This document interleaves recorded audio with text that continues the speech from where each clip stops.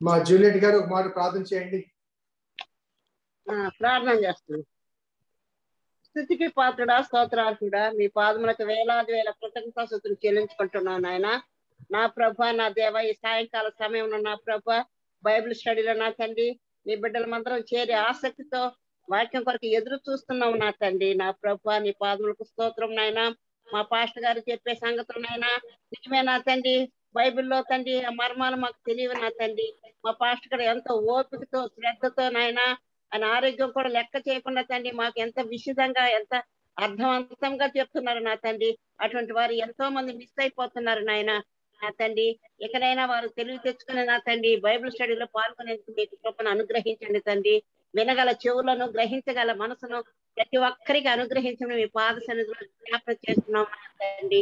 అవును నా ప్రభ, మాకు కూడా కావాల్సిన తెలివిని, జ్ఞానాన్ని, అర్థం చేసుకునే మంచి మనసును మాకు అనుగ్రహించి ఆశీర్వదించమని, మరి జూమ్ లో పాల్గొన్న ప్రతి ఒక్క బిడ్డను మరి వ్యక్తిగతంగాను కుటుంబ రీతిగాను ఆశీర్వదించి నింపమని, మా పాస్టర్ మరి ఎక్కువగా మంచి బలాన్ని, ఆరోగ్యాన్ని, శక్తిని, ఆరోగ్యాలు అనుగ్రహించండి. మా పాస్టర్ను కూడా మీరు కాచి కాపాడగలందుకే మరి ముఖ్యంగా నా తండ్రి ఈ కోవిడ్ ఇంకా రాకూడదు నా ప్రభ. కాలి కింద వేసి తొక్కి పాతాళ లోకానికి తొక్కమని నా ప్రభ. ఆలయాలు ఎప్పుడు తెరిచి ఉండాలి ఆయన, ఆలయాల తలుపులు ఎప్పుడు మూసుకోకూడదు నా ప్రభ. తండ్రి మేము విజ్ఞాపన చేస్తున్నాం నాయన. మా ప్రార్థన దయతో అంగీకరించి ఆమె నన్ను ముద్ర వేసి మమ్మల్ని ఆశీర్వదించమని, నేటి దిన ఆశీర్వాదాలతో మమ్మల్ని నింపి కాపాడమని మా ప్రభుని యేసుక్రీస్తు వారి అతి పరిశుద్ధమైన నామంలో ప్రార్థించి వేడుకుంటున్నాం తండ్రి. ఆమేన్ ఆమేన్ ఆమేన్. దేవుని దయా సంకల్పాన్ని బట్టి నిర్గమకాండం 19 అధ్యాయాలు మనము బైబిల్ స్టడీ ముగించాం. మరి ఈనాడు 20వ అధ్యాయంలోనికి మనం ప్రవేశిస్తున్నాం. సో గత వారం చెప్పిన వాటిలో ఒకటి రెండు మాటలు I just want to repeat for the recollection. Israel జనాంగము దాదాపు 400 సంవత్సరాల పైగా బానిసత్వంలో ఉన్నారు. వాళ్ళు ఐగుప్తు దాస్యం కింద ఉన్నారు. సో వారు ఒక ప్రజగా ఏర్పాటు చేయబడలేదు. They are scattered variously different places లో ఉన్నారు. వారి వారి యజమానుల కింద బానిసలుగా ఉన్నారు తప్ప వాళ్ళలో ఒక ప్రజగా కానీ, ఒక ఐకమత్యం కానీ, లేకపోతే వారికి ఒక నిర్దిష్టమైన దేవుని గురించిన అవగాహన కానీ, ఆరాధన కానీ, అదే రీతిగా వారి ఆ ప్రజలకు కావాల్సిన కాన్స్టిట్యూషన్, జీవిత విధానానికి సంబంధించిన విషయాలు కానీ వారికి అప్పటి వరకు అందించబడలేదు. ఎందుకంటే వారి యజమాని ఏది చెప్తే అదే constitution.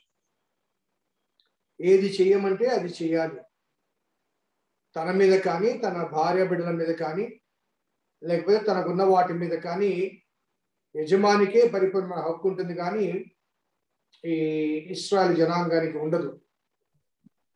So first time they have come out and to become a nation, ఒక రాజ్యముగా, ఒక ప్రజగా ఏర్పాటు చేయబడుతున్నారంటే తప్పనిసరిగా వారికి ఒక నిబంధన, ఒక కాన్స్టిట్యూషన్ అవసరం.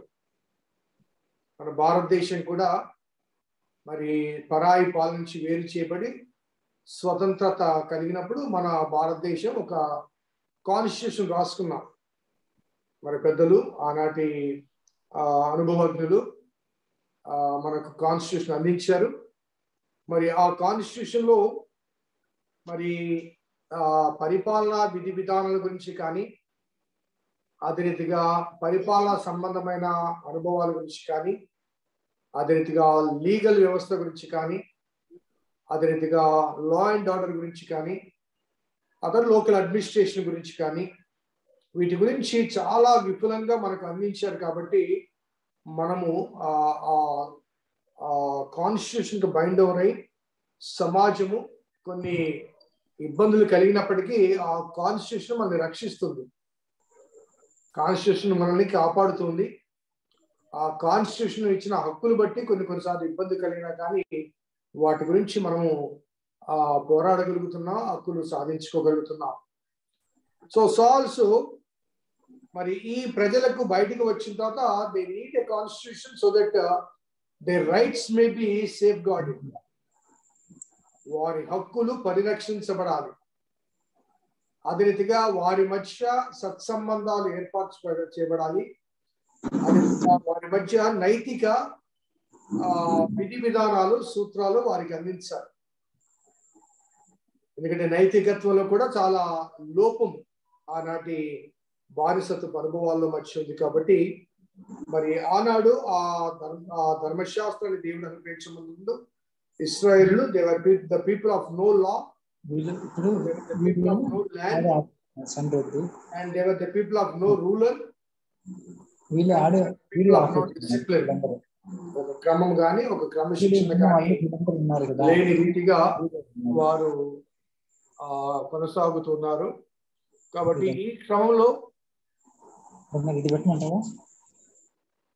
ఈ క్రమంలో దేవుడు వారిని ఆ వాగ్దాన భూమిలోనికి ప్రవేశించక ముందు ప్రారంభంలోనే వారికి ఒక కాన్స్టిట్యూషన్ అందించాడు. ఆ కాన్స్టిట్యూషన్ అందించే సమయంలో మనం గమనిస్తే గత వారం మనం జ్ఞాపకం చేసుకున్నాం 19వ అధ్యాయంలో 18 చూస్తే, యెహోవా అగ్నితో సీనాయి పర్వతం మీదకి దిగి వచ్చినందున అదంతయు ధూమమయమై ఉండెను. దాని ధూమము కొలిమి ధూమములే ఉండెను.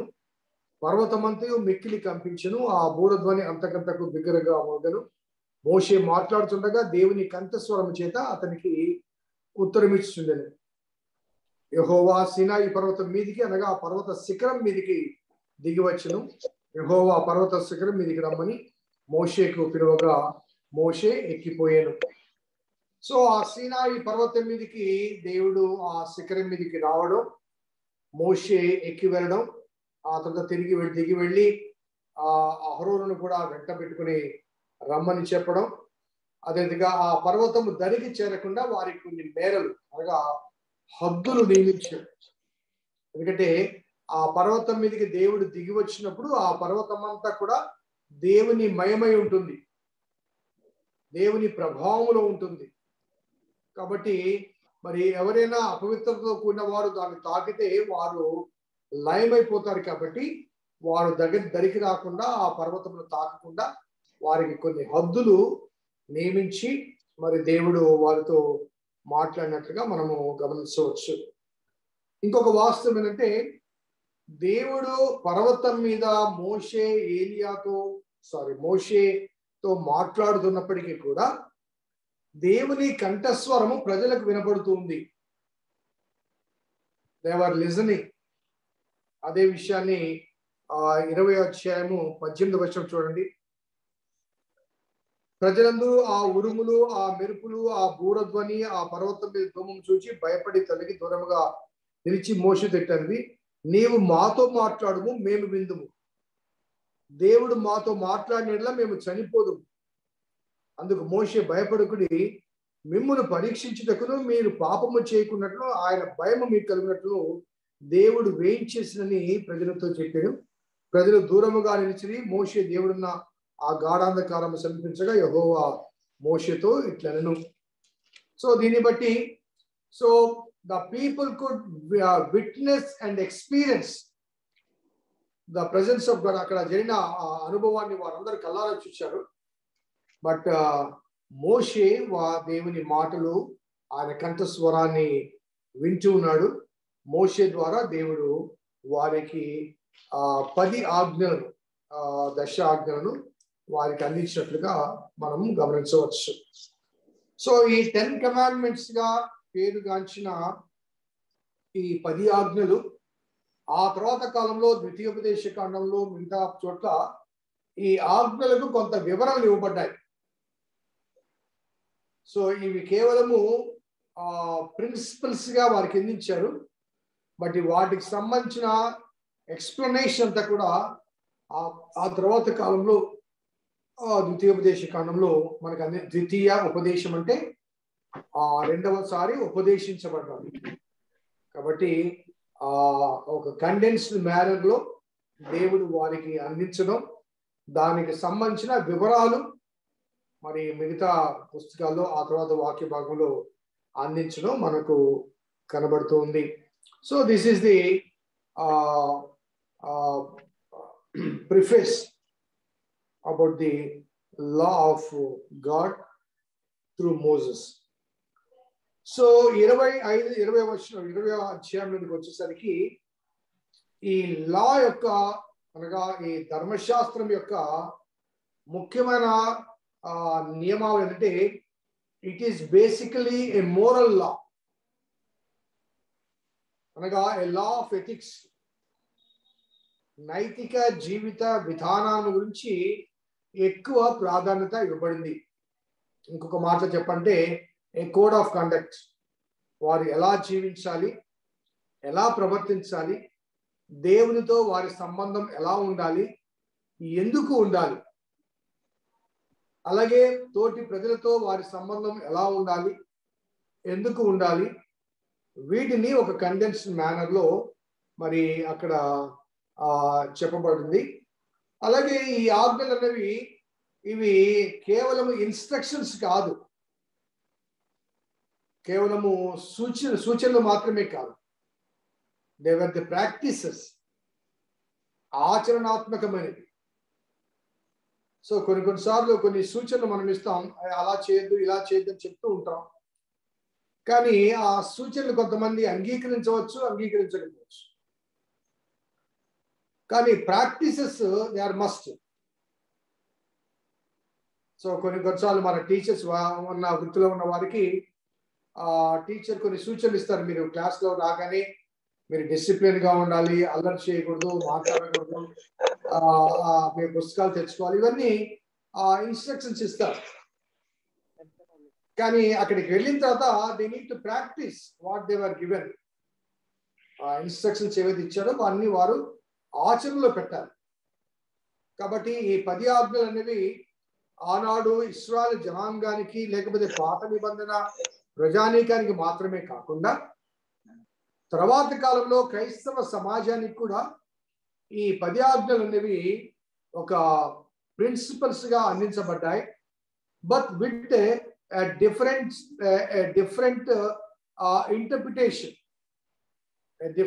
ఇంటర్ప్రిటేషన్, అనగా ఆ ధర్మశాస్త్రాన్ని ఆ తర్వాత కాలంలో ఉన్న యాజక బృందం కానీ శాస్త్రంలో పరిశీలన కానీ కొన్నిసార్లు వారికి అనుకూలమైన రీతిగా వ్యాఖ్యానించారు. కాబట్టి యేసు ప్రభువు వారు వాటికి సరైన వ్యాఖ్యానాన్ని కొత్త నిబంధనలో ఇస్తారు.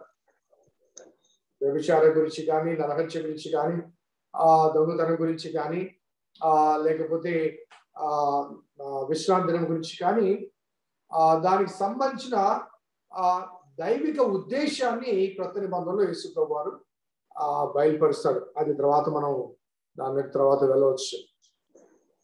సో ఈ దశాజ్ఞలు అనే ఈ మాటలోనే, కమాండ్మెంట్స్ అనే మాటలోనే ఆజ్ఞలు అనగా అవి ఆల్టర్నేటివ్స్ కాదు, అబ్సల్యూట్స్. పాటించినా పాటించకపోయినా పర్లేదు అన్నదానికి ఆల్టర్నేటివ్స్ కాదు. ఆజ్ఞాపించారు. పాత నిబంధనలో చాలాసార్లు యెహోవా ఇలాగ ఆజ్ఞాపించను అనే మాట అంటే ఇట్ ఈస్ ఎ మస్ట్, ఇంకా వేరే ఆల్టర్నేటివ్ లేదు. కాబట్టి దశాజ్ఞలు అన్నప్పుడు ఆజ్ఞలు, ఈ విషయాన్ని కూడా మనము జ్ఞాపకం చేసుకోవాలి. అనగా before going in to the text the preface నేను చెప్తున్నాను. ఆజ్ఞలు అంటే అవి ఆజ్ఞలు, అవి నైతిక జీవితానికి సంబంధించిన ఆజ్ఞలు. వారికి కాన్స్టిట్యూషన్ లేదు కాబట్టి కాన్స్టిట్యూషనల్ కమాండ్మెంట్స్.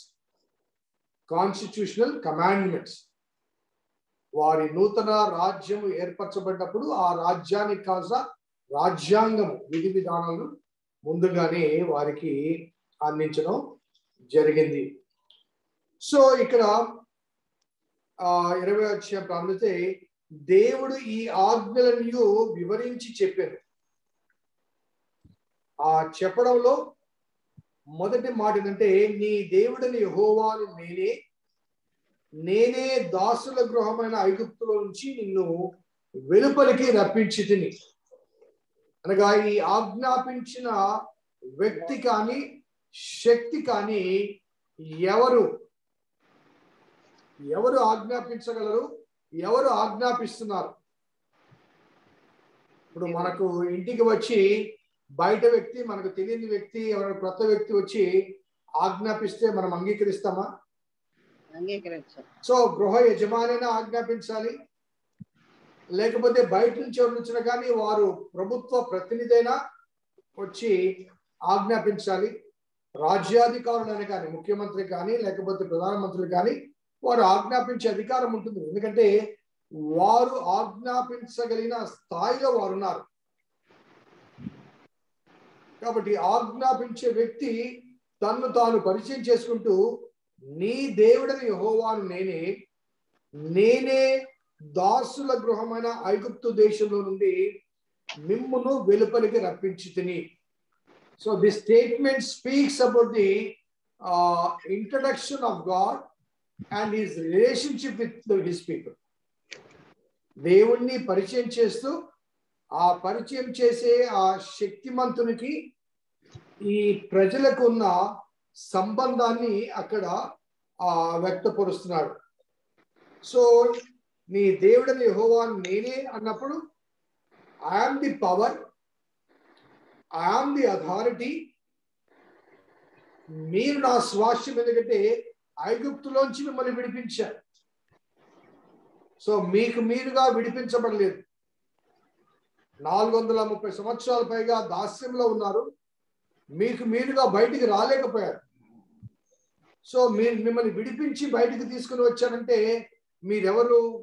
నా స్వాస్థ్యం, నా సొత్తు, నా ప్రజలు.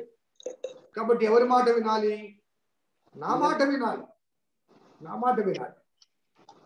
కాబట్టి ఆ 10 ఆజ్ఞలు ఇవ్వకముందు దేవుడు తన్ను తాను పరిచయం చేసుకుంటూ ఆ ఆజ్ఞలు వారు ఎందుకు పాటించాలో, ఎవరి ఆజ్ఞలు పాటించాలో, ఆజ్ఞాపించే వ్యక్తికి మనకున్న సంబంధం ఏంటి, ఆజ్ఞాపించే వ్యక్తి యొక్క యోగ్యత ఏంటి, అధికారం ఏంటి. సో ఆయన అధికారము, ఆయన శక్తి, ఆయన స్వాస్థ్యము, ఆయన హక్కు, ఇవన్నీ తెలియచేస్తూ యెహోవాను నేనే అనే మాటలు సెల్ఫ్ ఎగ్జిస్టెన్స్ అనగా నాకు నేనుగా కలిగి ఉన్నవాడును, నన్ను కలగచేసిన వారు ఎవరు లేరు.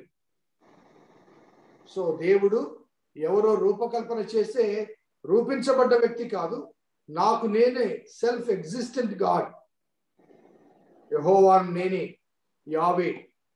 మోషేకు మండుచున్న పొద దగ్గర నిర్గమకాండం 3వ అధ్యాయంలో నీ పేరేమిటి అంటే ఉన్నవాడను అనువాడను. I'm that I am. నన్ను ఎవరు క్రియేట్ చేయలేదు, నన్ను ఎవరు ఫామ్ చేయలేదు, నన్ను ఎవరు రూపించలేదు. కాబట్టి ఐయామ్ యెహోవా అనే మాటలో ఉన్న అర్థం ఏంటంటే I'm the self existing God. నన్ను ఎవరు రూపకల్పన చేయలేదు. I'm sole authority.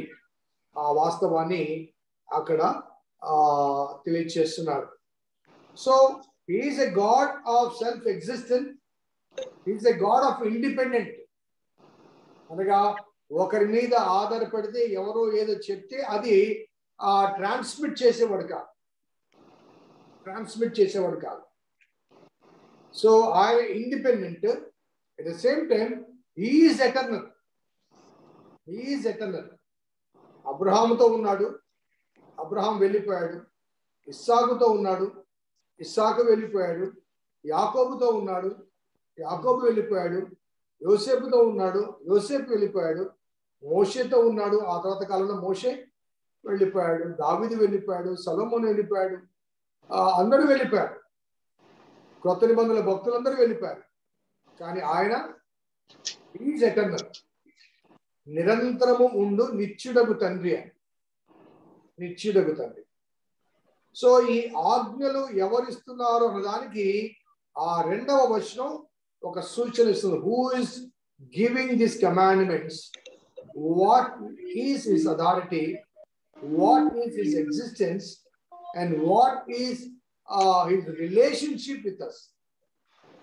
మనతో ఆయనకున్న సంబంధ బాంధవ్యం ఏమిటో ఇవన్నీ కూడా ఈ 2వ వచనంలో చాలా స్పష్టంగా తెలియచేస్తూ ఉన్నాడు. సో ఆ తర్వాత 3వ వచనం నుంచి we are given the 10 commandments. 10 commandments లో మొదటిది నేను తప్ప వేరొక దేవుడు మీకు ఉండకూడదు. నేను తప్ప అంటే in addition to me, in addition to me. So చాలాసార్లు చాలా మంది మన భారత సాంప్రదాయాల్లో కూడా మనం చూస్తే చాలా మందికి బహుదేవతారాధన ఉంది. ఇక్కడ చాలా మంది దేవుళ్ళు దేవతలు ఉన్నారు కాబట్టి చాలా మంది వారికి ఇష్ట దైవాలను పూజించుకుంటూ మిగతా వాళ్ళని కూడా వారు ఆ పూజలు పురస్కారాలు చేస్తుంటారు. కొన్నిసార్లు ఆ దేవుళ్ళు దేవతల మధ్య కొంత విభేదాలు రావడం, యుద్ధాలు జరగడం, సో ఇవి కూడా కొన్ని మనము వారి గ్రంథాల్లో మనము కొన్ని కథలుగా చూస్తూ ఉంటాం. కాబట్టి అక్కడ పాలిథిజం అనగా ఏకదేవత ఆరాధనను స్పష్టంగా తెలియచేస్తూ నాతో కలిసి మరొకరు లేరు, నేనే. నాతో కలిసి మరొకరు లేరు, నేనే. కాబట్టి అక్కడ ఆయన బహుదేవతారాధన అనుభవాల్లోంచి బయటికి వచ్చినటువంటి ఇశ్రాయేలు జనాంగానికి చెప్తున్నాడు. ఎందుకంటే ఐగుప్తు గురించి చెప్తున్నప్పుడు ఐగుప్తులో చాలా మంది దేవుళ్ళను దేవతలను ఆరాధించేవాళ్ళు. వాళ్ళు ఆరాధించే దేవుళ్ళు దేవతలన్నీ కూడా వారికి సృష్టిలో కనిపించేవి.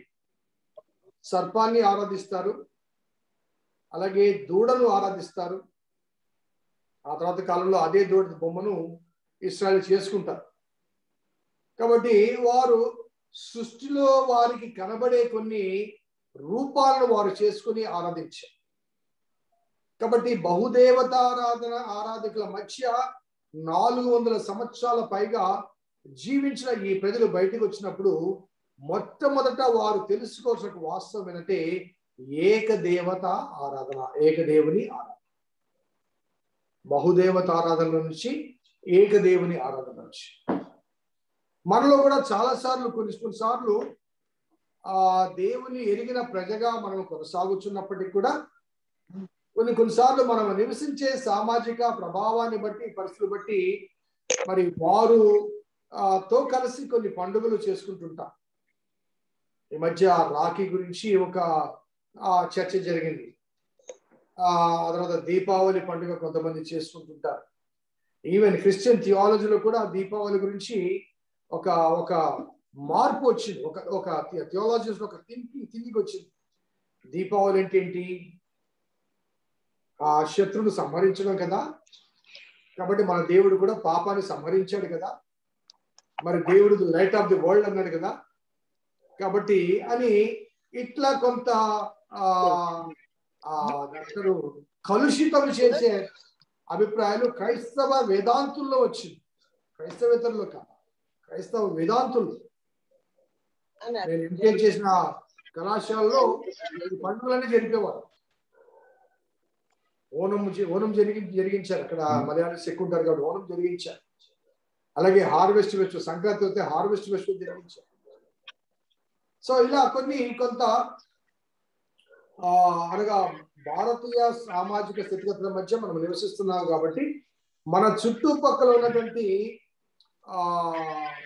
మత సాంప్రదాయాలను కొన్నిటిని క్రైస్తవులో చొప్పించి బలవంతంగా క్రిస్టియనైజ్ చేస్తున్నాం.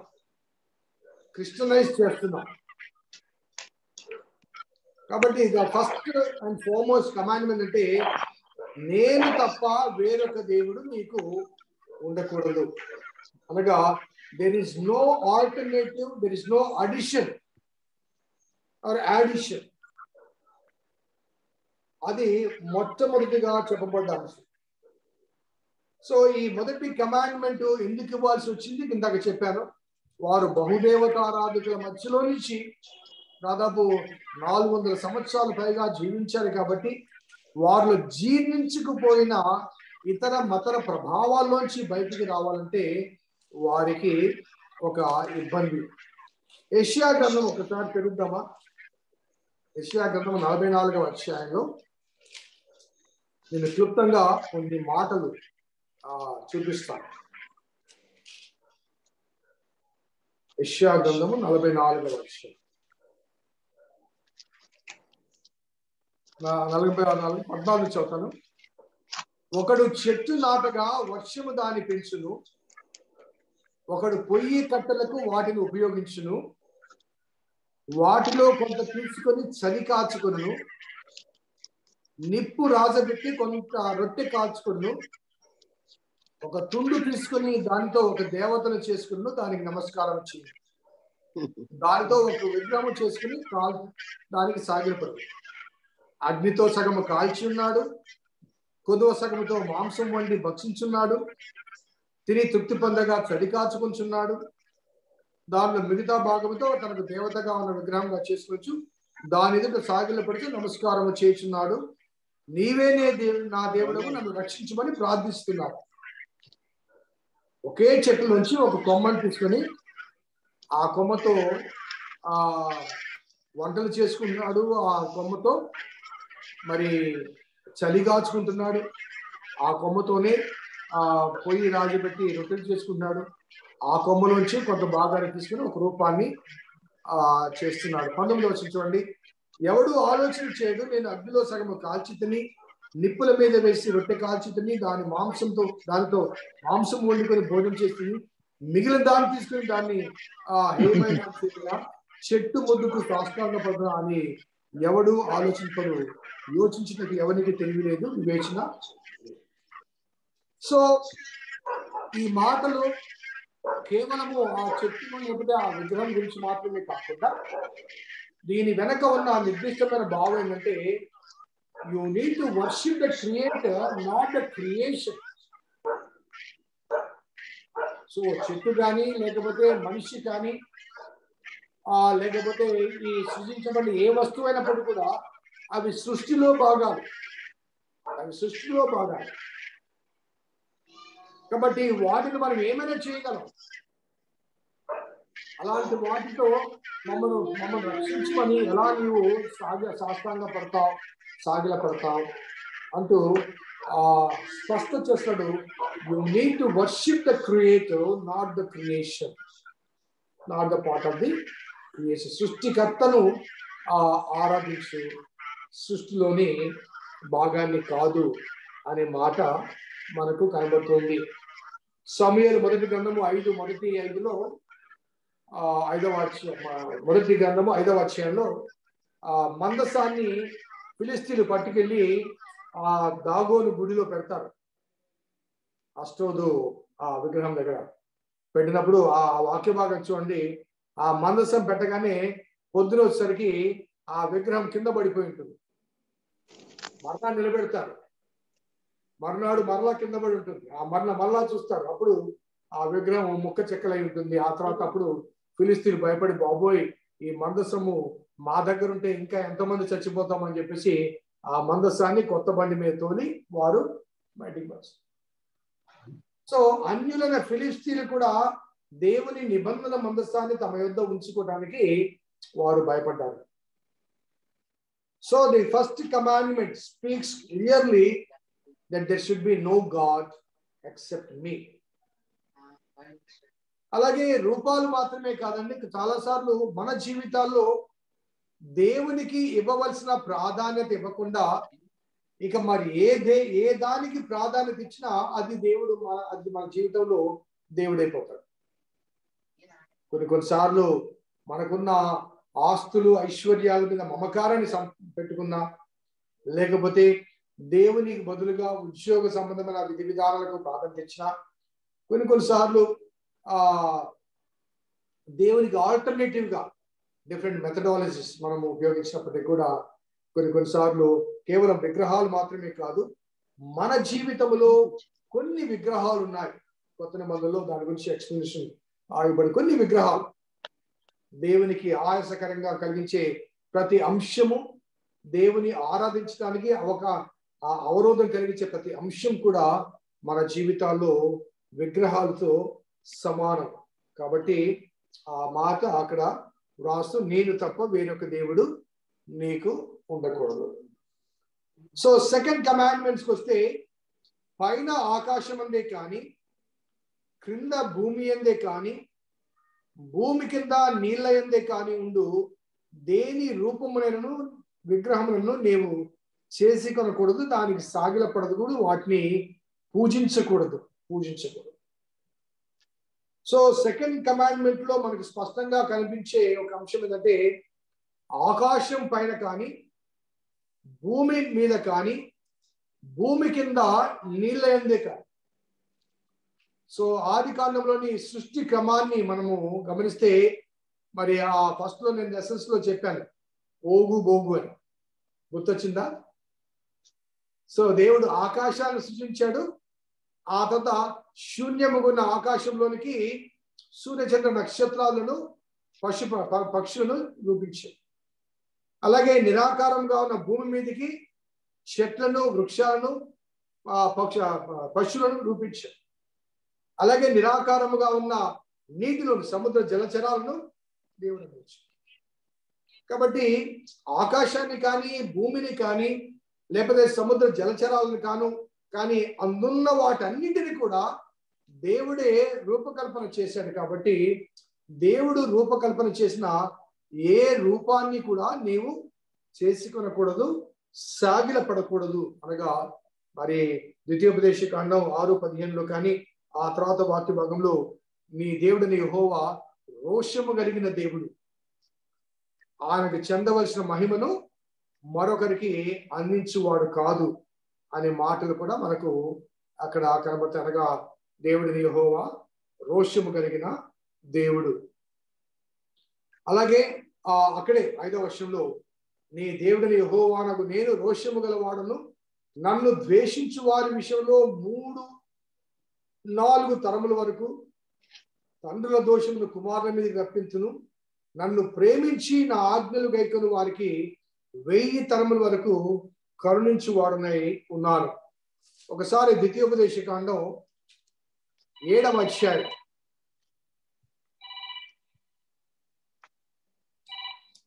ద్వితీయోపదేశ కాండం 7వ అధ్యాయం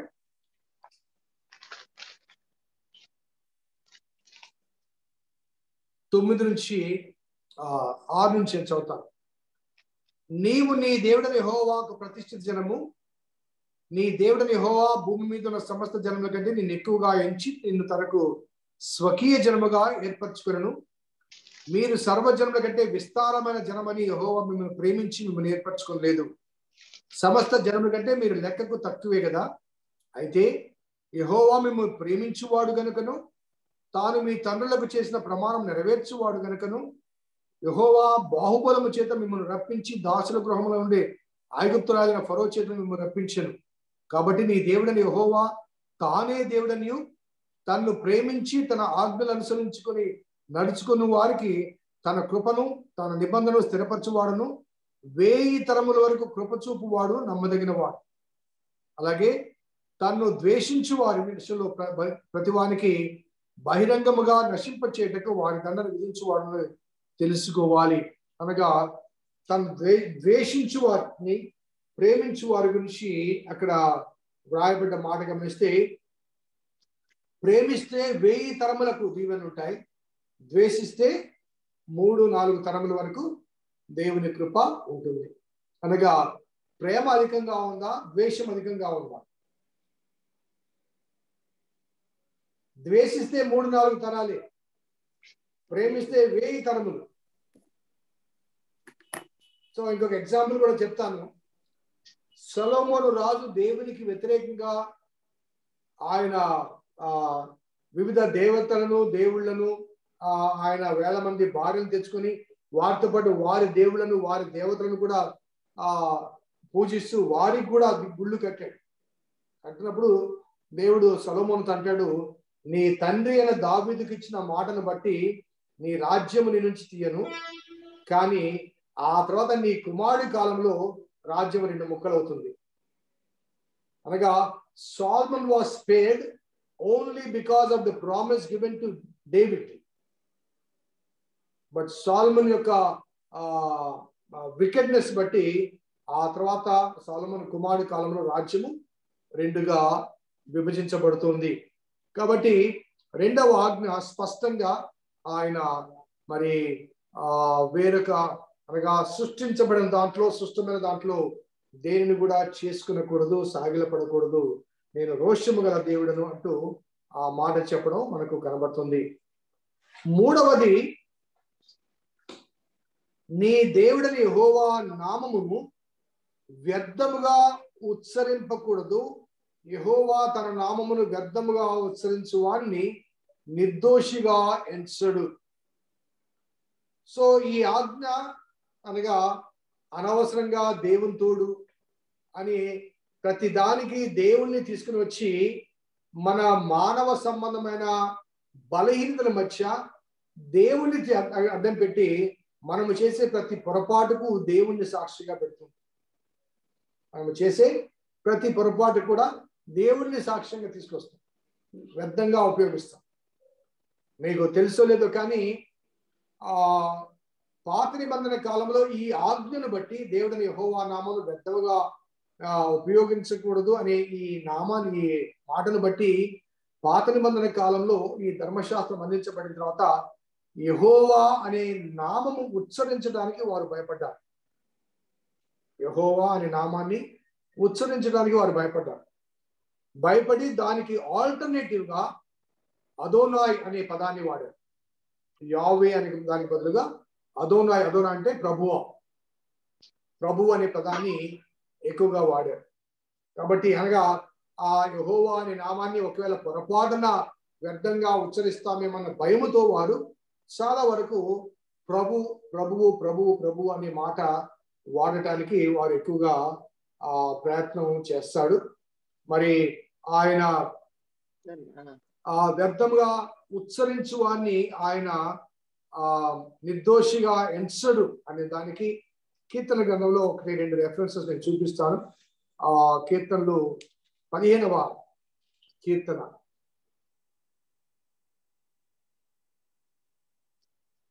యెహోవా నీ గుడారములో అతిథిగా ఉండదగిన వాడెవడు, నీ పరిశుద్ధ పర్వతం మీద నివసింపదగిన వాడెవడు, యథార్థమైన ప్రవర్తన కలిగి నీతిని అనుసరించు హృదయపూర్వకంగా నిజము పలుకువాడి.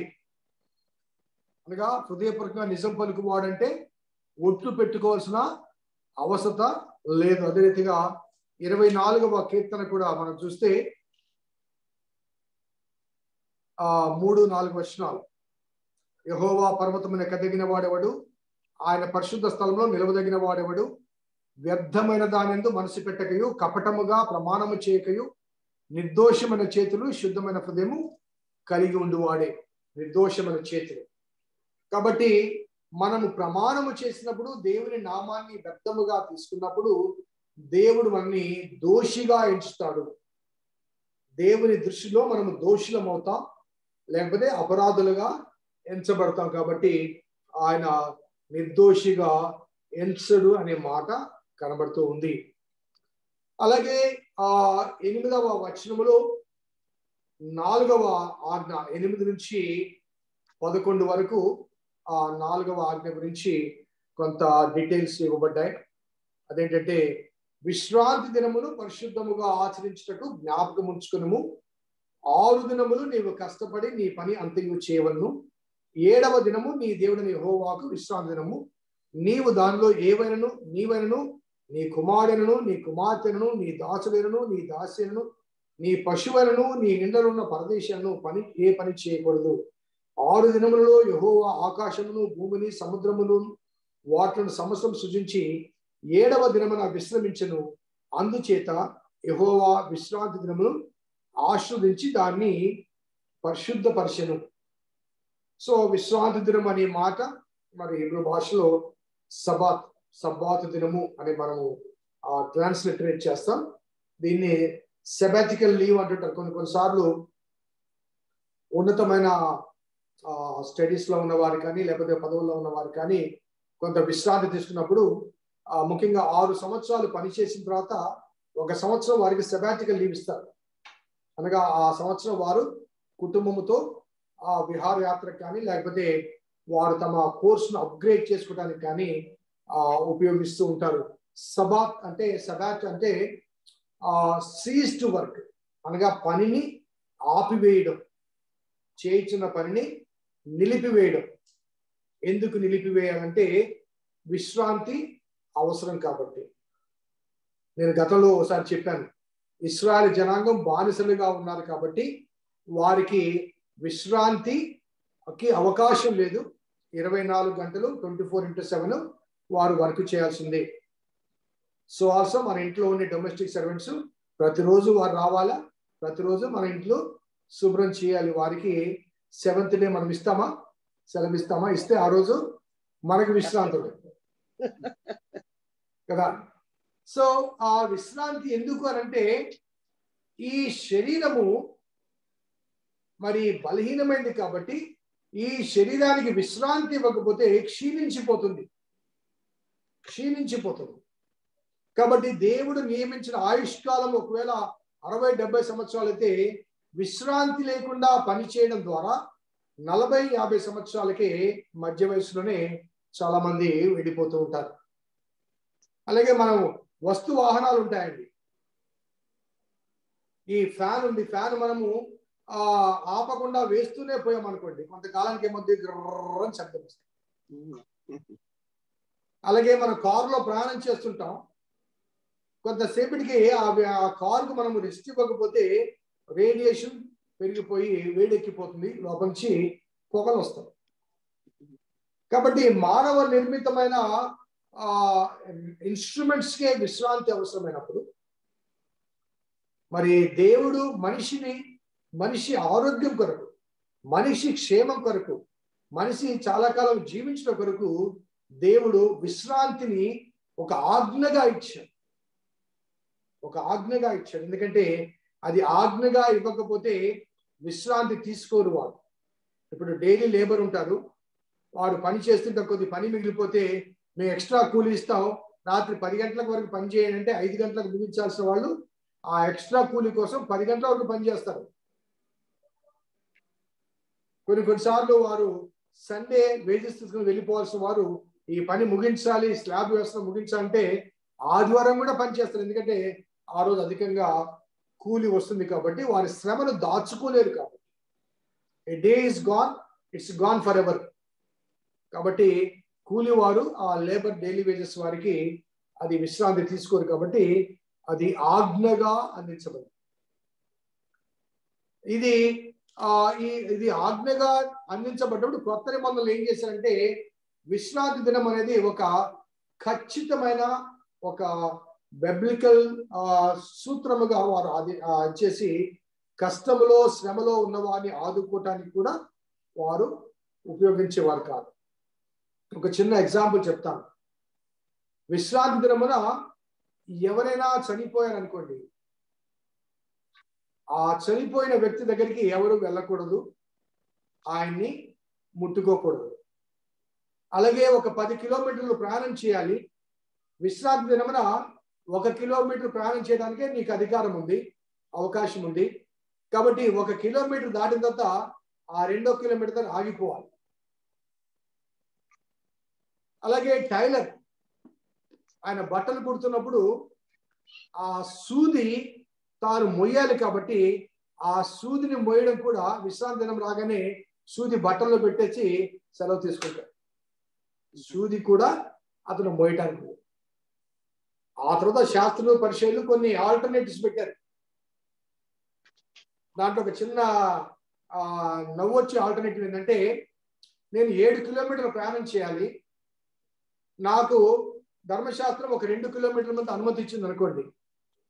అప్పుడు వీళ్ళు ఏమంటారంటే, నువ్వు 7 కిలోమీటర్లు ప్రయాణం చేయాలంటే నువ్వు ప్రయాణం ప్రారంభించిన చోట కొంత మట్టి తీసుకో, 2 కిలోమీటర్లు ప్రయాణం చేసిన తర్వాత ఆ మట్టి కింద, ఆ మట్టి మీద నీ పాదాలు పెట్టు, మళ్ళీ ఆ మట్టి తీసుకో, మళ్ళీ 2 కిలోమీటర్లకు వెళ్ళు, మళ్ళీ అక్కడ మట్టి కింద ఆ మట్టి మీద పాదాలు వేసుకో. అనగా నువ్వు నడక ప్రారంభించిన ఏ మట్టి మీద అడుగుతూ పెట్టి ప్రారంభించావో అదే మట్టిని గమ్యం చేరేందుకు నువ్వు మోసుకుంటూ వెళ్ళాలి. ఇలా కొన్ని వివిధ వ్యాఖ్యానాలు చేయడం బట్టి యేసుప్రభు చాలా క్రొత్త నిబంధనలు ఖండించడం జరుగుతుంది. కాబట్టి విశ్రాంతి దినము యేసయ్య చెప్పిన మాట మన మార్కు సువార్త 2వ అధ్యాయంలో మనం గమనిస్తే 24 నుంచి 28 వరకు, విశ్రాంతి దినము మనుషుల కొరకే కానీ మనుషులు విశ్రాంతి దినము కొరకు కాదు. అనగా విశ్రాంతి దినం అనే ఆజ్ఞ ఎందుకు ఇచ్చారు? మనుషుల ఆరోగ్యం కొరకు. అలాగని విశ్రాంతి దినం అని మనుషులను శ్రమ పెట్టడం అనేది భావ్యం కాదు కదా. ఒక గుంటలో నీ మేక గొర్రె పెడితే తీయవా? సో ఇలా కొన్ని కొత్త నిబంధనలు యేసు ప్రభువారు కొంత సూచనలు ఇవ్వడం అనేది జరుగుతూ ఉంది. ఇవి మొదటి 4 కమాండ్మెంట్స్ మరి ఈ దేవుని యెహోవా మోషే ద్వారా అనుగ్రహిస్తారు. సో ఈ మొదటి 4 కమాండ్మెంట్స్ కూడా దేవునికి మానవునికి మధ్య ఉండవలసిన సంబంధాన్ని సూచించే relation between God and the human beings. మనిషికి దేవునికి మధ్య ఎటువంటి సంబంధ బాంధవ్యాలు ఉన్నాయో ఆ బాంధవ్యాల గురించి ఈ మొదటి 4 ఆజ్ఞలు అందించబడ్డాయి. కానీ సెకండ్ పార్ట్ 5 నుంచి 10 వరకు ఉండే ఈ రెండవ భాగముగా భావించబడే ఈ ఆజ్ఞలు మరి దేవునికి మానవునికి మధ్య కాకుండా మానవునికి మధ్య ఉండవలసిన రిలేషన్షిప్ సంబంధం గురించి పొందుపరచబడ్డాయి. So 6 commandments about the human relationship, interrelationship between the man and to man. మొదటి 4 మనిషికి దేవునికి మధ్య, 5 నుంచి 10 వరకు మరి మనిషికి మధ్య ఉండవలసిన సంబంధం గురించి వ్రాయబడ్డాయి. మరి క్లుప్తంగా త్వరగా వెళ్లాల్సి వస్తే 8వ నుంచి 11 వరకు విశ్రాంతి దినం గురించి వ్రాయబడింది. 12వ వచనంలో చూస్తే నీ దేవుడైన యెహోవా నీకు అనుగ్రహించు దేశములో నీవు దీర్ఘాయుష్మంతుడగునట్లు నీ తండ్రిని నీ తల్లిని సన్మానించుము. ఈ ఆజ్ఞలో కొన్ని క్లాజెస్ ఉన్నాయి. ఆ క్లాజెస్ ఏంటంటే నీవు దీర్ఘాయుష్మంతుడగునట్లుగా, అనగా if you want to live long నీ తల్లిని తండ్రిని సన్మానించు. ఎక్కడ? నీ దేవుడని యెహోవా నీకు అనుగ్రహించు దేశములు. అనగా దేవుడు ఎక్కడ తీసుకెళ్తున్నాడు? పాలు తేనెలు ప్రవహించే దేశంలోకి తీసుకెళ్తున్నాడు. ఆ దేశంలో నీవు సుఖంగా సంతోషంగా మరి క్షేమంగా దీర్ఘాయుష్మంతుడిగా ఉండాలంటే నువ్వు చేయవలసిన పని నీ తల్లిని నీ తండ్రిని సన్మానించుము. అనగా the first commandment with the promise. దీన్ని క్రొత్త నిబంధనలో ఎఫెసీ 6:2లో పాల్ రిపీట్ చేస్తాడు. ఎఫెసీ 6:2లో ఈ కమాండ్మెంట్ రిపీట్ చేస్తాడు. ఇక్కడ గమనించాల్సిన ఒక వాస్తవం ఏంటంటే మొదటి 4 దేవుని గురించి, దేవునికి మనిషికి ఉండాల్సిన సంబంధం గురించి తెలియచేస్తూ, 5వది దేవుని తరువాత గౌరవించబడదగిన వ్యక్తులు ఎవరంటే తల్లి తండ్రి. దేవుని తర్వాత మానవ సమాజంలో ద మోస్ట్ రెస్పెక్టబుల్ పర్సన్స్ ఎవరంటే అవర్ ఓన్ పేరెంట్స్. ఆ తర్వాతనే ఇంకెవరైనా కాదు.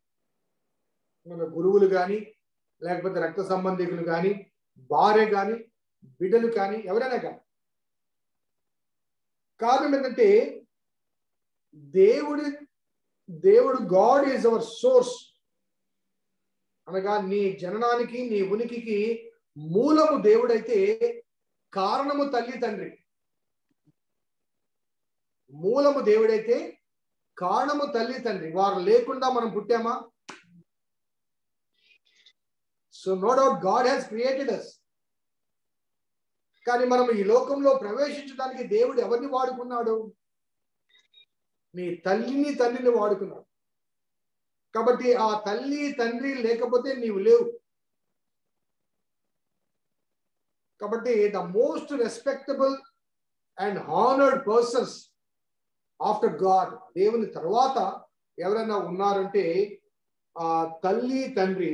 కాబట్టి ఆ దేవుడు సోర్స్ అయితే, ఆ సోర్స్ అనగా మన జన్మకు దేవుడు సోర్స్ అయితే, ఆ సోర్స్ కు ఛానల్ ఎవరంటే మన తల్లి తండ్రి. కాబట్టి ఆ తల్లి తండ్రిని కేవలం ప్రేమించుట కాదు, సన్మానించాలి, గౌరవించాలి. ప్రేమించడం వేరు, సన్మానించడం వేరు. ప్రేమించడం వేరు, సన్మానించడం వేరు. నేను ఒక చిన్న ఎగ్జాంపుల్ చెప్తాను. నేను చర్చ్లో గతంలో 2-3 సార్లు చెప్పున్నాను. ఒక తల్లికి 3 పిల్లలు. ఆమె భర్త చనిపోయిన తర్వాత ఇళ్లలో పాచి పని చేస్తూ బిడ్డలను ప్రయోజకులు చేయాలి అని చెప్పి చాలా కష్టపడి ఆమె తిని తినకగా ఇంగిలి ఆహారాన్ని వారికి పెట్టి బిడ్డను ప్రయోజకులు చేసింది. పెద్దవాడు డాక్టర్ అయి ఆస్ట్రేలియాకి వెళ్ళిపోయాడు. రెండోవాడు కూడా ఇంజనీర్ అయిపోయి అమెరికాకి వెళ్ళిపోయాడు. మూడోవాడు కొద్ది చిన్నవాడు కాబట్టి కొద్ది గారాబాన్ని బట్టి వాడు సరిగా చదువుకోలేకపోయాడు. ఇంకా గారాబం ఉంది కాబట్టి కొద్దిగా అల్లరిగిల్లరిగా తిరగడం, చదువు మధ్యలో ఆపేశాడు, ఇంటికాడే ఉన్నాడు. కొంతకాలానికి ఆ తల్లి యొక్క షష్ఠి పూర్తి సందర్భంగా తల్లికి సన్మానం చేయాలని పెద్దవాడికి చిన్నవాడికి కోరిక వచ్చింది. ఆమె ద్వారా మనం ఈ స్థాయికి వచ్చాం కదా, ఇంత ఎదిగాం కాబట్టి అమ్మను ఎలాగైనా సన్మానించాలి అనుకొని వారు ఒక డేట్ ఫిక్స్ చేసుకుని అమెరికా నుంచి ఒకడు, ఆస్ట్రేలియా నుంచి మరొకడు వచ్చి పెద్ద సెలబ్రేషన్ చేశారు. బంధుమిత్రులందరినీ పిలిచారు. అమ్మను కుర్చీలో కూర్చోబెట్టారు. పట్టు వస్త్రాలు ధరింపజేశారు. ఒక దండ పూలమాల వేశారు. అవన్నీ చేస్తున్నప్పుడు ఈ పెద్దవాడు వాడి భార్య బిడ్డలు మంచి సూట్స్ వేసుకుని వచ్చి అమ్మకి ఏం చేశారంటే, అమ్మ నీవు మమ్మల్ని ప్రయోజకులుగా చేశావు కాబట్టి ఇదిగో ఈ వజ్రాల హారాన్ని నీకు బహుమతిగా ఇస్తున్నానంటూ ఆమె మెడలో వజ్రాల హారాన్ని వేశారు. అందరూ చప్పట్లు కొట్టే ఆ రెండోవాడు వెంటనే వచ్చి వాడు కూడా, అమ్మ నేను కూడా నీ ద్వారా మరి ఆశీర్వదించబడ్డాను, దీవించబడ్డాను, నా కోసం చాలా కష్టపడ్డామంటూ తాను కూడా ఒక విలువైన బహుమానాన్ని, బంగారు వస్తువును ఆమె మెడలో ధరింపచేశాడు. ఇదంతా దూరంగా ఉండి చిన్నోడు గమనిస్తున్నాడు. వాడి చేతిలో ఒక పళ్ళెం ఉంది. ఆ పళ్ళెంలో అందరికి మంచినీళ్ళు ఇస్తున్నాడు. వాడు he was serving the water and cool drinks. So వాడు దూరం చూశాడు, కళ్ళమ్మ నీళ్ళు వచ్చింది. అరే పెద్దన్న అది ఇచ్చాడు, చిన్న అది ఇచ్చాడు, నా దగ్గర ఏమి లేదు అని చెప్పేసి కళ్ళమ్మ నీళ్ళు వచ్చాయి. ఆ ప్లేట్లో వాడి దగ్గర ప్లేట్ మాత్రమే ఉంది. అందరికి నీళ్ళు అందించాడు. ఆ ప్లేట్ పట్టుకొని వస్తూ ఉంటే వాళ్ళ అన్నలు వచ్చి, రే నీ బట్టలు బాగాలేక దూరంగా ఉండరా అని వాడిని దూరంగా పంపిస్తుంటే వాళ్ళ అమ్మ అన్నట్టు, రానిరా వాడిని కూడా మిమ్మల్ని కన్నట్టే కన్నాను, మీరు ప్రయోజకులయ్యారు, వాడు కాలేకి పడి వాడు దురదృష్టం, రానియండి అంటే వాడు దగ్గరకు వచ్చి వాళ్ళమ్మ పాదాల దగ్గర వాడి చేతిలో ఉన్న పాత్రను పెట్టి ఆ పాత్రలో వాడు నిలబడి వాడు ఏమనంటే, అమ్మ పెద్దన్న రేపు అమెరికా వెళ్ళిపోతాడు, చిన్నన్న ఎల్లుండి ఆస్ట్రేలియాకి వెళ్ళిపోతాడు, ఈ చివరి దినాల్లో నీకు సేవ చేసుకోవడానికి నేను వెండి బంగారాలు ఇవ్వలేను కానీ నన్ను నేనే సమర్పించుకుంటున్నాను అన్నారు. అందరూ చక్కగా. సో ఇక్కడ పెద్ద కుమారుడు ప్రేమను వ్యక్తీకరించాడు వజ్రాల హారాలతో. రెండవ కుమారుడు కూడా తన ప్రేమను వ్యక్తీకరించాడు బంగారు నగలతో. కానీ చిన్నవాడు ఏం చేశాడు? తను తాను సమర్పించుకున్నాడు. వాడి దగ్గర చదువు లేదు, జ్ఞానం లేదు, విలువ లేదు, ఏం లేదు. సో సన్మానించాలి అన్న ఈ మాట యొక్క భావం ఏంటంటే, తల్లి తండ్రి మన కొరకు తమ జీవితాన్ని త్యాగం చేస్తారు. తమ ఆర్థిక వనరులన్నీ కూడా బిడ్డల భవిష్యత్తు కొరకే వినియోగిస్తారు. తాము తిన్నా తినకపోయినా వారి కావాల్సిన ప్రతి అవసరత తీరుస్తారు. ఒక చిన్న బేసిక్ మోడల్ ఫోను జోబులో పెట్టుకొని వారికి 70-80 వేలు ఖరీదైన ఆండ్రాయిడ్ ఫోన్స్ కొనిస్తారు. అలాగే వారికి ప్రయోజకులు చేసి మంచి ఉద్యోగస్తులుగా చేసి మంచి జీవిత భాగస్వామ్యం ఇచ్చి స్టేటస్ ఇచ్చి వీలైతే వారు దాచుకున్న సొమ్ముతో ఒక ఇల్లు కట్టించి వారి జీవితకాలం అంతా శ్రమ శ్రమ శ్రమ శ్రమ పడి వారికి ఆ భవిష్యత్తు ఇచ్చి వాళ్ళు వెళ్ళిపోతారు. కాబట్టి ఒక బిడ్డగా నీవు నేను దేని మీద నిలబడ్డామంటే నీ తండ్రి యొక్క రక్త ధారణ ద్వారా లేకపోతే చెమటోడ్చి సంపాదించిన ప్లాట్ఫామ్ మీద మనము సుఖపడుతున్నాం. సో మన జననానికి మన జీవితానికి ఈనాడు నీవు నేను ఏమై ఉన్నామో ఆ స్థితికి ఆ స్థాయికి కారణం వారి యొక్క త్యాగం. కాబట్టి దేవుడు తన తర్వాత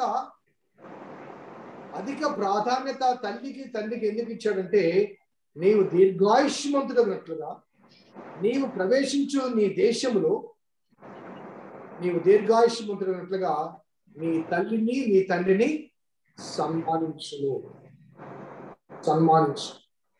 ప్రేమించును. వెండి బంగారాలు కాదండి, ఒక పలకరింపు. అమ్మా ఎలా ఉన్నావు, ఒక పలకరింపు, అది చాలా అవసరం. ఈ మధ్య పాస్టర్ గారు సిక్కారు మనకు తెలుసు. ఆ సమయంలో ఎవరు మాకు వెంటలేదు, కానీ ఈ 2 వారాల్లో బిడ్డలందరూ వచ్చారు, అందరూ చూశారు. వారందరిని చూడగానే ఆమెకు సగం ఆరోగ్యం వచ్చేసింది. So first time after several years we could have a family get together. అందరూ ఉన్నారు, ఎవరు మిస్ కాకుండా ఫస్ట్ టైం. సో అంటే వెండి బంగారాల ద్వారా కాదు కానీ, ఆస్తి ఐశ్వర్యాల ద్వారా కాదు కానీ, ప్రేమ వ్యక్తీకరణకు ఆ తల్లి పట్ల ఆ తండ్రి పట్ల వృద్ధాప్యములు వారి శరీరం సహకరించినప్పుడు, సడలినప్పుడు, మరి సరిగా పనిచేయనప్పుడు. మన రీసెంట్ గా నాకు ఒక ఆమె ఫోన్ చేసింది, చాలా బాధేసింది. పాస్టర్ గారు అంటే చాలా సంవత్సరాల తర్వాత నా ఫోన్ నెంబర్ తీసుకొని ఫోన్ చేసింది. మన చర్చి కాదు, వేరే డౌనీ. ఆమె ఏమందంటే, పాస్టర్ గారు మా అమ్మ చాలా కాలం పడకలో ఉంది, ఆమె లేయలేకపోతుంది, కదలలేకపోతా ఉంది, నేను చేయలేకపోతున్నాను, ఆమె సేవ చేయలేకపోతున్నాను, ఆమె ఎత్తలేకపోతున్నాను, ఆమెకు అన్ని చేయలేకపోతున్నాను, ఆమె తీసుకోమని దేవుడికి ప్రార్థన చేయొచ్చా అని. ప్రభా ఆమె తీసేసుకోవాలి, ప్రార్థన చేయొచ్చా. సో నేను ఒకటే మాట చెప్పానమ్మా, ద సేమ్ థింగ్ రేపు నీ బిడ్డలు నీ గురించి ఇలాగే ప్రార్థన చేస్తే నీ రెస్పాన్స్ ఎలా ఉంటుందో దాని ప్రకారం చేయాలి. సేమ్ థింగ్ నీకు అలాగే జరిగితే నీ బిడ్డలు కూడా అలాగే నాలాంటి వాడిని అడిగితే ఆ రెస్పాన్స్ కి నీ స్పందన ఎలా ఉంటుందో అదే మీ తల్లికి చేయాలి. So this is the status of present generation. ఈరోజు చాలా కుటుంబాల్లో ఈనాడు మనకు ఏనాడు లేనంతగా కోకొల్లలుగా ఉన్న అనాథాశ్రయం, వృద్ధాశ్రయ కోకొల్లలుగా ఉన్నాయి. ఒక అతను చెప్తాడు అవన్నీ మూసేయాలండి అంటాడు. ఉన్నాయి కాబట్టి డబ్బులు చెల్లించేసి చేస్తారు. So whatever we are going out of the syllabus ఏమో, టైం ట్యాక్సింగ్ కాబట్టి. సో నీ దేవుడని యెహోవా నీకు అనుగ్రహించిన దేశంలో నీవు దీర్ఘాయుష్మంతుడు, నీ తల్లిని సన్మానించము. ఈ ఆజ్ఞ నాకు చాలా ఇష్టం, అందుకోసం కొంచెం టైం ఎక్కువ తీసుకున్నాను. ఈ ఆజ్ఞ నాకు చాలా ఇష్టం, నాకు అవసరం. నేను ఆ చివరి దశలో మా పేరెంట్స్ కు దగ్గర లేను, ఇద్దరు చనిపోయినప్పుడు నేను లేను. ఆ బాధ ఇప్పటికీ నాకు గాయం చేస్తూనే ఉంటుంది. సో నా 5వది నరహత్య చేయకూడదు. అనగా ఒక వ్యక్తి ప్రాణాన్ని నీవు ఇవ్వగలవా? ఒక వ్యక్తికి ప్రాణాన్ని ఇవ్వలేనప్పుడు ప్రాణం తీసే అధికారం నీకు ఇవ్వచ్చు. నరహత్య చేయకూడదు. సో మనకు తెలుసు ఫస్ట్ హత్య ఎప్పుడు జరిగిందండి? కయ్యూను హేబేలు. సో హేబేలు హత్య గావించబడ్డప్పుడు ఆ హేబేలు రక్తము దేవునికి మొరపెట్టింది. హేబేలు రక్తము దేవునికి మొరపెట్టింది. కయ్యూను అడుగుతాడు, కయ్యూను నీ తమ్ముడు ఎక్కడంటే నేను కాపలానా అంటాడు. కాబట్టి నరహత్య చేయవద్దని ఆజ్ఞ ఇవ్వడం కాబట్టి నీవు నరహత్య చేస్తే ఎవరిని హత్య చేస్తావో ఆ వ్యక్తి యొక్క రక్తము దేవునికి నీ గురించి కంప్లైంట్ చేస్తుంది, నీ గురించి కంప్లైంట్ చేస్తుంది. సో కొత్త నిబంధనలో యేసు ప్రభువు మత్తయి సువార్త 5:22లో నరహత్యకు ఇంకొక మాట చెప్తాడు. నువ్వు వ్యర్థుడా అంటే హత్య చేసినట్టే, నరహత్య చేసినట్టే లెక్క అంటాడు. వ్యర్థుడా అంటే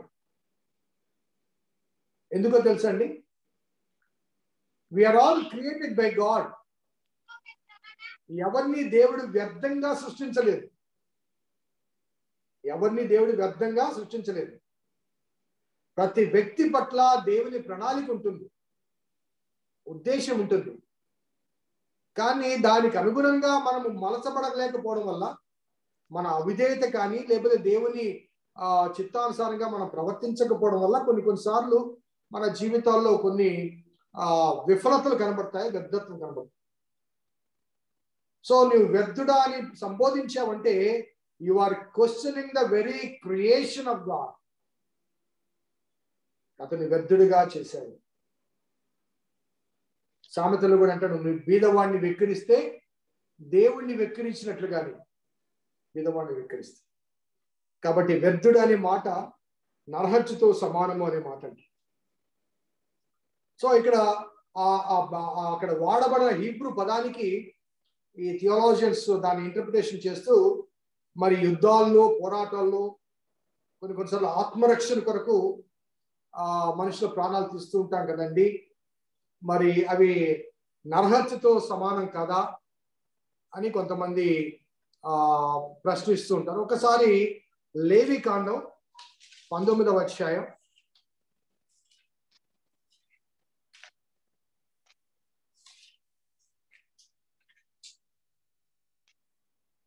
16-18 వచనాలు.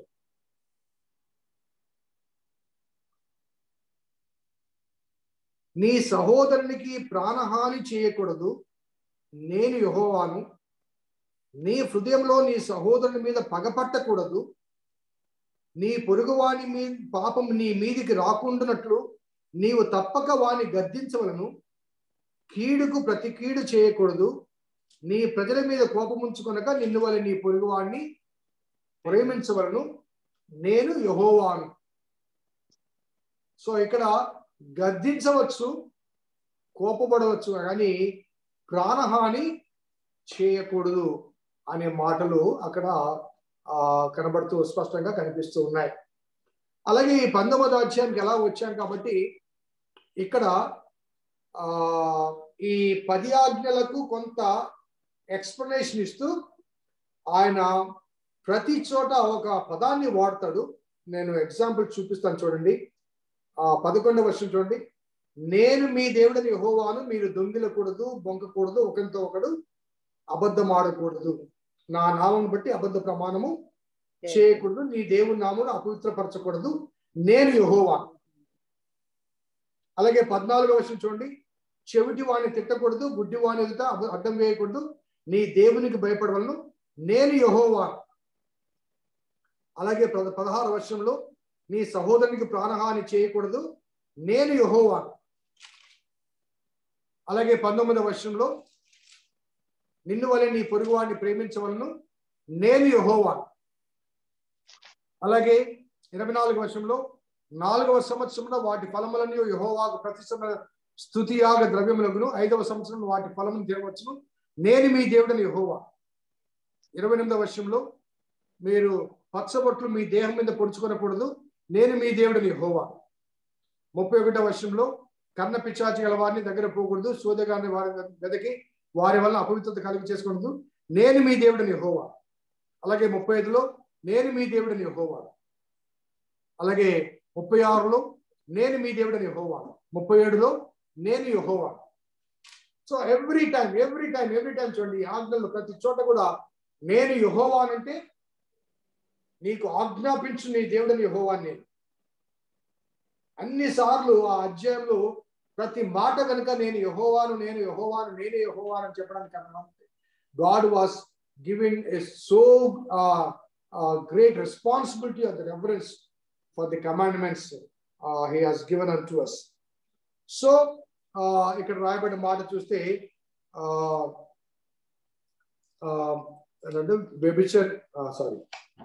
నరహత్య చేయకూడదు. ఆ తర్వాత మాట వ్యభిచరించకూడదు. సో వ్యభిచరించకూడదు అనే మాట దాని యొక్క భావం ఏంటంటే the purity of the marital life must be maintained. The purity of the marital life, marriage life యొక్క పవిత్రతను కాపాడుకోవాలి. ఎందుకంటే వివాహం అనేది దేవుడు నిర్ణయించింది, దేవుడు అనుగ్రహించింది. వారిద్దరు ఏక శరీరులు అనే మాట దేవుడి ఆ భావంలోంచి వచ్చింది. కాబట్టి ఏక శరీరులుగా దేవుడు వారిని నియమించినప్పుడు వారి మధ్య పురుషుని జీవితంలో కానీ స్త్రీ జీవితంలో కానీ మరొక వ్యక్తి ప్రవేశిస్తే వారు ఏక శరీరులు అవుతారా? సో వివాహం యొక్క పవిత్రత, ఆ వివాహ బంధం, ఎందుకంటే వివాహ బంధానికి యొక్క ప్రధానమైన మూలం ఏంటంటే దేవుడు అనుగ్రహించిన మొదటి దీవెన మీరు ఫలించి అభివృద్ధి పొంది భూమిని నిండించి దాన్ని స్వాధీనపరచుకోండి. ఫలభరితమైన జీవితానికి దేవుడు ఒక లీగల్ బైండ్ ఓవర్ ఇచ్చాడు. పశువుల్లాగా జంతువుల్లాగా మనం ప్రవర్తించకుండా మనం భిన్నంగా ప్రవర్తించడానికి ఒక కట్టడ నియమించాడు. To maintain the purity of the marital life. కాబట్టి వ్యభిచరించకూడదు అనే మాట మనం గమనిస్తే మరి వారు ఏక శరీరులైన వారు ఒక శరీరముగా ఉండాలి తప్ప మరొక శరీరముతో సంబంధం పెట్టుకుంటారు.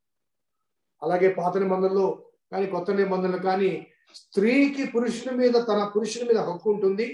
అదే రీతిగా పురుషునికి తన సొంత స్త్రీ మీద శరీరం మీద హక్కు ఉంటుంది. కాబట్టి వివాహం అనే బంధము ద్వారా ఒకరి శరీరం మీద మరొకరికి హక్కును విధిస్తాము. ఆ హక్కును భంగం చేసే అధికారము నా సొంత శరీరముతో నేను ఇచ్చ వచ్చినట్టుగా ప్రవర్తించడానికి నాకే అధికారం లేదు. నా సొంత శరీరముతో నేను ఇచ్చ వచ్చినట్టు ప్రవర్తించడానికి నాకే అధికారం లేదు. మరి ఆ తర్వాత ద్వితీయోపదేశ కాలంలో ఇటువంటి ప్రవర్తన కలిగిన వారిని రాళ్లతో కొట్టి చంపాలంటాడు. రాళ్లతో కొట్టి చంపాలి. యేసు దగ్గరికి కూడా తెస్తారు కదండి. ఒక స్త్రీ వ్యభిచారం చేస్తుండగా పట్టబడితే మా యోహాను సువార్త 5వ అధ్యాయంలో రాళ్లతో కొట్టి చంపమన్నారు. మరి నువ్వేం చేస్తావు, నువ్వేం చెప్తావు అని అడిగారు. సో ఏ critical punishment, death penalty, hard punishment ఇవ్వడం జరుగుతుంది. దీనికి 17వ వచనంలో కొంత ఎక్స్ప్లెనేషన్ కూడా ఇస్తాడు. అనగా చివరి ఆజ్ఞలో వ్యభిచరించకూడదనే ఈ ఆజ్ఞకు, ఈ 5వ ఆజ్ఞకు, 6వ ఆజ్ఞ, 7వ ఆజ్ఞకు తోడు 17వ వచనంలో నీ పొరుగువాని భార్యనైనను అతని దాసులైనను అతని దాసులైనను అతని ఎద్దులైనను అతని గాడిదలను అతని పొరుగువాని దగ్గర దేనినను ఆశింపకూడదు అంటూ మరి వ్యభిచరించకూడదు అనే ఆ ఆజ్ఞకు తోడుగా 10వ ఆజ్ఞ కూడా చోటు చేయడం జరుగుతుంది. అదే రీతిగా 8వ ఆజ్ఞ దొంగిలకూడదు. సో ఇక్కడ ఒక వాస్తవం ఏంటంటే దేవుడు ప్రతి వారికి కూడా ఆయన అనుగ్రహం చొప్పున ప్రతి వారికి ఏమేమి కావాలో అనుగ్రహించి, కొత్త నిబంధనలు మనం గమనిస్తే ఒక ధనవంతుడు దేశాంతరం పోతూ ఒకడికి 5 తలాంతులు, ఒకడికి 2 తలాంతులు, ఒకడికి 1 తలాంతు ఇచ్చారు. Everybody was given. ఎవరికి ఇవ్వకున్నట్టు ఏమీ లేదు. కానీ ఆ ఇవ్వబడిన దాన్ని మల్టిప్లై చేసుకోవాలి తప్ప ఆ మొదటి 1 తలాంతు పొందినవాడు 5 తలాంతులు పొందినవాడు ఈర్ష్య పొందడం కానీ, లేకపోతే 2 తలాంతులు పొందినవాడు 1 తలాంతు పొందిన వాడిని హీనంగా చూడడం కానీ, దేవుడు వారి సామర్థ్యం చొప్పున వారి తలాంతులు ఇచ్చి దేశాంతరం వెళ్ళాడు. So we need to be responsible for what we are given. నేను ఆలయంలో కూడా ఒక మాట చెప్తుంటాను. సో మనకు దేవుడు అధికంగా ఇచ్చాడంటే అధికంగా మన నుంచి ఎక్స్పెక్ట్ చేస్తాడు. సో నాకు 2000 మంది సంఘస్థులు ఇచ్చాడంటే ఆ 2000 మంది యొక్క బాధ్యత నేను లెక్క చెప్పాలి. సో కాబట్టి కొన్నిసార్లు ఏం చేస్తానంటే, నాకు శక్తి ఉన్నప్పుడు, నాకు వయసు ఉన్నప్పుడు, నేను 40-50 సంవత్సరాల వయసులో ఉన్నప్పుడు నాకు 2000 మందిని ఇచ్చాడు. నాకు 60 సంవత్సరాలు వచ్చిన తర్వాత నాకు 300 మందిని ఇచ్చాడు. అర్థమవుతుందా? కాబట్టి ఈ 60 సంవత్సరాల వయసులో 2000 మంది నేను మెయింటైన్ చేయలేనేమో, దేవుడు అందుకే తీసుకొచ్చి ఎక్లేషియా ఇచ్చాడు. సో కాబట్టి దేవుడు అనుగ్రహించిన దాంతో సంతృప్తి చెంది, ఆ అనుగ్రహించబడిన దాన్ని బట్టి తృప్తిగా ముందుకు సాగాలి. కానీ ఎదుటివాడి మీద ఈర్ష్యపడి వాడిని దొంగిలించడానికి ప్రయత్నం చేయకూడదు, దొంగిలకూడదు అనే ఆ అంశాన్ని మనం జ్ఞాపకం చేసుకోవచ్చు. అలాగే 9వ ఆజ్ఞ, నీ పొరుగువాని మీద అబద్ధ సాక్ష్యము పలుకకూడదు. సాక్ష్యం అంటే ఏంటండి? విట్నెస్. విట్నెస్ అంటే ఏంటి? తన కళ్ళతో చూసిన దాన్ని, చెవులతో వినదాన్ని చెప్పడం. కోర్టు కేసులో మనకు అధికంగా కనబడుతుంది. కానీ ఇక్కడ రాయబడ్డ మాట సాక్ష్యం గురించి కాదు, అబద్ధ సాక్ష్యం. నువ్వు చూడని దాన్ని చూచినట్లుగా, వినని దాన్ని విన్నట్లుగా. చాలాసార్లు ఈనాటి కాలంలో బైబిల్ లాంగ్వేజ్ లో కపటముగా మాట్లాడటం, కపట ధోరణి. మనము వినకపోయినా, మనము చూడకపోయినా కానీ ఎదుటివాడి మీద ఆరోపణ చేయడానికి కొన్నిసార్లు మనము వ్యర్థమైన భాషలు వాడుతూ ఉంటాం, కపటముగా ప్రమాణం చేస్తుంటాం. కాబట్టి నీ పొరుగువాని మీద అబద్ధ సాక్ష్యము పలకకూడదు.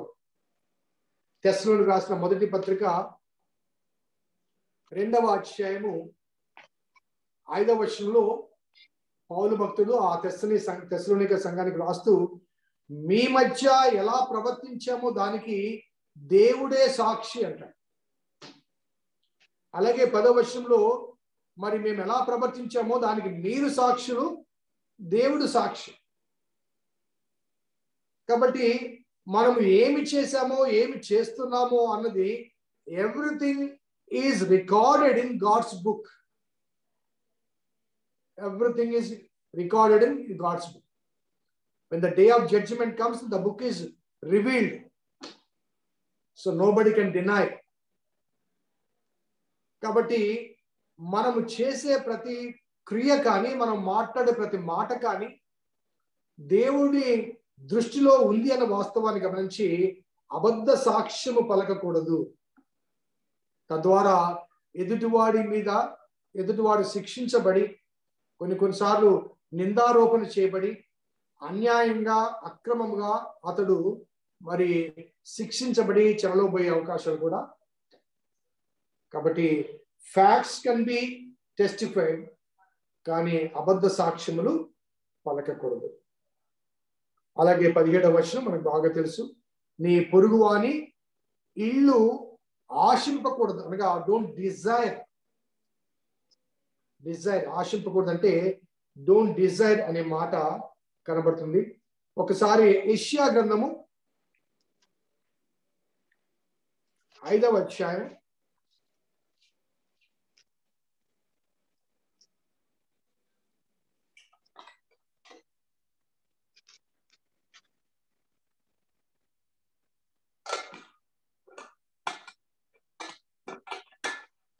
8వ వచనం చూడండి. స్థలము మిగలకుండా మీరు మాత్రమే దేశంలో నివసించినట్లు ఇంటికి ఇల్లు కలుపుకొని పొలమునకు పొలము చేర్చుకుని మీకు శ్రమ. పొలమునకు పొలము ఎందుకు చేర్చుకున్నాడండి? స్థలము మిగలకుండా మీరు మాత్రమే దేశంలో నివసించినట్లుగా, ఇంటికి ఇల్లు, స్థలమునకు స్థలము కలుపుకొని వాడికి శ్రమ. మనము అహాబు రాజు వృత్తాంతంలో కూడా గత వారాల్లో నేను చెప్పాను. అతని పేరేంటి? అతనికి పొలం ఉంటే ఆ పొలము కలుపుకోవటానికి నాబోతు పొలాన్ని కలుపుకోవడానికి ప్రయత్నం చేస్తే అతను ఇవ్వను అంటే యెజబెలు ఒక కుట్ర పన్ని ఆ పొలాన్ని లాక్కుంటుంది. సో ఇంటికి ఇల్లు, పొలమునకు పొలం. హబక్కు గ్రంథం 2వ అధ్యాయంలో కూడా, హబక్కు గ్రంథం అంటే 771 పేజీ పాత నిబంధనలో 6వ వచనం చూస్తే, తనది కాని దానిని ఆక్రమించి అభివృద్ధి పొందిన వానికి శ్రమ, తాకట్టు సొమ్ము విస్తారముగా పట్టుకుని వానికి శ్రమ. అలాగే 8వ వచనం, బహుజనముల ఆస్తిని నీవు కొల్లపెట్టి ఉన్నావు గనుక శేషించిన జనముల దేశముల పట్టణంలోని వారిని నివాసం నీవు చేసిన నరహత్యను బట్టి బలాత్కారం బట్టి నిన్ను కొల్లపెట్టుదురు. అలాగే 9 చూస్తే, తనకు అపాయము రాకున్నట్లు తన నివాసమును బలపరుచుకొని తన ఇంటి వారి కొరకే అన్యాయముగా లాభము సంపాదించుకొని వారికి శ్రమ. అలాగే చాలా మంది జనములను నాశనం చేయొచ్చు, నీ మీద నీవే నేరస్థాపన చేసుకుంటున్నావు. నీ దురాలోచన వల్ల నీ ఇంటి వారికి అవమానం తెచ్చున్నావు. గోడలలోని రాళ్ళు మొరపెట్టుచున్నవి, దూలములు వాటికి ప్రత్యుత్తరం ఇచ్చుచున్నవి. నరహత్య చేయడం ద్వారా పట్టణములు కట్టించుకుని వారికి శ్రమ. దుష్టత్వం జరిగించు చేత కోటను స్థాపించు వారికి శ్రమ. అలాగే 15వ వచనంలో, తన పొరుగు వాని మానము చూడవాలని ఘోరమైన ఉగ్రతను కలిపి వారికి త్రాగనిచ్చి వారి మత్తులుగా చేయవానికి శ్రమ. సో ఇవన్నీ కూడా ఈ 10వ ఆజ్ఞ. నీ పొరుగువాని ఇల్లు ఆశించకూడదు, నీ పొరుగువాని భార్యనైనను దాసినైనను మరి దేనినైనను నీవు ఆశించకూడదు. కాబట్టి ఈ 10 ఆజ్ఞలు, మొదటి 4 ఆజ్ఞలు దేవునితో మానవునికి ఉండవలసిన సంబంధం గురించి, అలాగే 5 నుంచి 6 వరకు, 5 నుంచి 10 వరకు మానవుల మధ్య ఉండవలసిన సంబంధం గురించి, వాటిలో ప్రాముఖ్యంగా 5వ ఆజ్ఞ, నీవు దేవుడని యెహోవా నీకు ఇచ్చిన దేశంలో దీర్ఘాయుష్మంతున్నట్లు నీ తల్లిని నీ తండ్రిని సన్మానించు. సో ఈ 2 విభాగాలుగా చేయబడిన ఈ 10 ఆజ్ఞలను క్రొత్త నిబంధనలో మరి యేసుప్రభు వారి కాలంలో 2గా వాటిని విభజిస్తారు. మొదటి 4 దేవుడితో కాబట్టి, నీ దేవుడని యెహోవా, అద్వితీయుడైన యెహోవా, నీ దేవుడని యెహోవాను నీ పూర్ణ హృదయముతో, నీ పూర్ణ ఆత్మతో, నీ పూర్ణ మనస్సుతో నువ్వు పూజించాలి, ప్రేమించాలి. అలాగే 2వది ప్రాముఖ్యమైనది, నిన్ను వలె నీ పొరుగువాడిని ప్రేమించాలి. సో ఈ 2 ఆజ్ఞల్లో మొదటి ఆజ్ఞ, మొదటి 4 ఆజ్ఞలకు సంబంధించింది. నిన్ను వలె నీ పొరుగువాడిని ప్రేమించమని ఈ 2వ ఆజ్ఞ, ఆ తర్వాత ఉండే 6 ఆజ్ఞలకు సంబంధించింది. ధర్మశాస్త్రం అంతయు కూడా, అనగా ఈ 10 ఆజ్ఞలన్నీ కూడా ఈ 2 ఆజ్ఞల్లో సంక్షిప్తపరచబడి యేసు ప్రభు ద్వారా మనకు క్రొత్త నిబంధనలో అందించబడ్డాయి. సో ఇది నా ధర్మశాస్త్రానికి సంబంధించిన అంశాలు. మరి ఈ సమయంలో ప్రార్థన చేద్దాం. బాబ్జీ, ప్రార్థన చేస్తావా? చేస్తాను. కృపగల తండ్రి, ప్రేమగల ప్రభా, సర్వశక్తి మంత్ర తండ్రి, ఈ విధంగా ప్రభా సాయంకాల సమయంలో తండ్రి ఎక్లెసియా బ్యాప్టిస్ట్ ఫెలోషిప్ గా ఒక సంఘంగా ప్రభా, సహవాసంగా ప్రభా ఇక్కడ మేము చేరి తండ్రి ప్రభా మీ యొక్క పరిశుద్ధమైన వాక్యంలో ప్రభా నా తండ్రి నిర్గమకాండం నుంచి ప్రభా అద్భుతమైన విషయాలు ప్రభా వారి నేర్చుకోగలడానికి ఇచ్చిన ఈ యొక్క సమయాన్ని బట్టి ప్రభా మీ కృతజ్ఞతలు తండ్రి. నా ప్రభా ముఖ్యంగా ప్రభా ఈ రోజు ప్రభా పాస్టర్కు ఇచ్చినటువంటి జ్ఞానాన్ని బట్టి మీకు స్తుతులు చెల్లించుకున్న తండ్రి. మరి యొక్క అద్భుతమైన విషయాలు ప్రభా, మరి 10 ఆజ్ఞలు ప్రభా ఏ విధంగా అయితే ప్రభా మీరు ఇశ్రాయేల్ జనాంగానికి ఇచ్చారో ప్రభా, వాటిని మాకు అన్వయించుకొని తండ్రి నా తండ్రి మా జీవితాల్లో మీకు వ్యతిరేకమైనటువంటి కార్యాలు తీసివేసుకొని నా తండ్రి మీకు అనుగుణంగా ప్రభా మా యొక్క జీవితాన్ని జీవించగలిగేటువంటి ప్రభా ఆ ఆజ్ఞలు మేము అన్వయించుకొని తండ్రి ముందుకు సాగిపోయే కృపను మాకు దయచేయండి తండ్రి.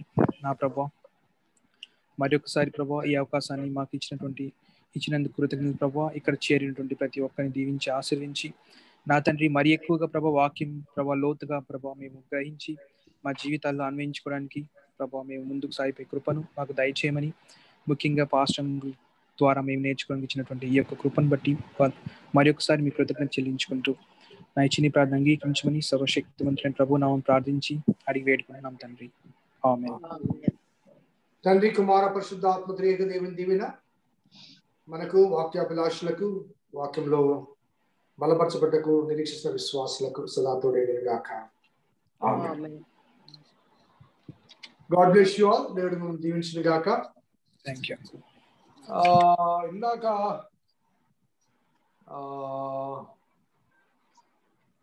ఎవరో కొత్త వారు కనపడ్డారు, వెళ్ళిపోయినట్టున్నారు.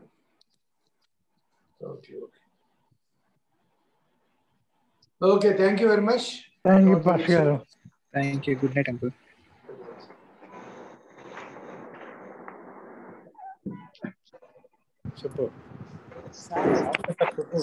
నమస్తే సార్. నమస్తే మా, బాగున్నారా? బాగున్నాం సార్. ఇంజక్షన్ చేసుకుంటే ఇంజక్షన్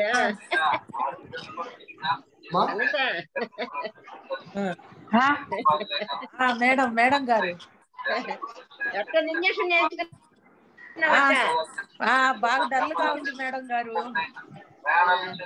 బాగంటే గుడ్ నైట్ లాస్ట్ గారు. గుడ్ నైట్ అమ్మా.